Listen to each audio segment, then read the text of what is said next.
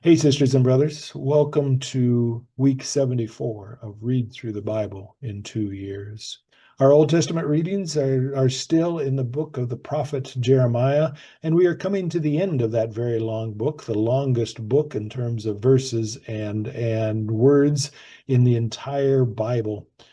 Jeremiah has been writing now these prophecies for decades, and we have seen in this book of Jeremiah these beautifully poetic readings, these interesting stories. Jeremiah, if nothing else, was a great writer, and he writes about warning the Jewish people, warning the people from Judah and from Israel that they need to give up their idolatry because this pending judgment is coming from God, and it is coming from the north. It is coming from Babylon. They will come and they will destroy Jerusalem. They will destroy the temple and haul its people off into exile.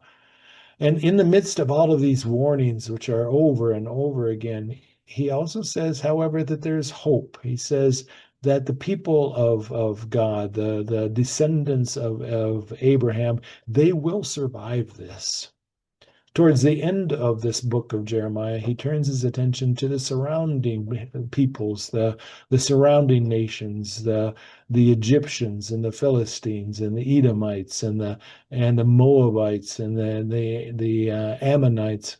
And he warns them that this judgment is coming for you too, that these armies of Babylon will destroy you. And the sad thing about it is, a lot of these peoples we never hear of again. They do not survive as a people or as a culture, but God's people do. God's descendants of Abraham, the people of Judah, they will survive. It may take 50 years, it may take 70 years, but they will come back and rebuild, and God's people will continue. The New Testament readings come out of the book of Acts, primarily chapters 18 and 19.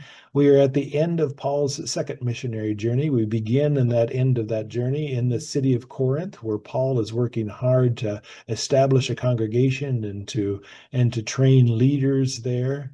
And after that, he returns back to the church that sent him on these missionary journeys, the Christian church in Antioch. And as after he gets to Antioch, he goes and makes his reports to the church leaders in Jerusalem. Very soon afterwards, he takes off now again for his third missionary journey. And he wants to revisit these places these congregations that he has started to bolster them up, to continue to train their leaders. But he ends up spending a considerable amount of time in the city of Ephesus. And in this city of Ephesus, the church evidently is growing fairly rapidly because it's having an effect in the local economy, specifically the silversmith economy. There is a person, a leader of the silversmiths named Demetrius, and his job is to lead these silversmiths into making idols of false gods. And that business has fallen off. The economy is being affected by the Christians. There's no longer a need to buy idols if you do not believe that these are things that are going to affect your lives. So Demetrius takes his complaints to the city leaders and says, "This Paul, this Christian church is causing us trouble. It is affecting our economy, and it needs to be stopped." And Paul is arrested, and you'll see what happens to Paul at the end of these readings for this upcoming week. So, folks, thank you for your persistence in reading through the Bible in 2 years, and thank you for letting this be an opportunity for you to increase your knowledge of Scripture.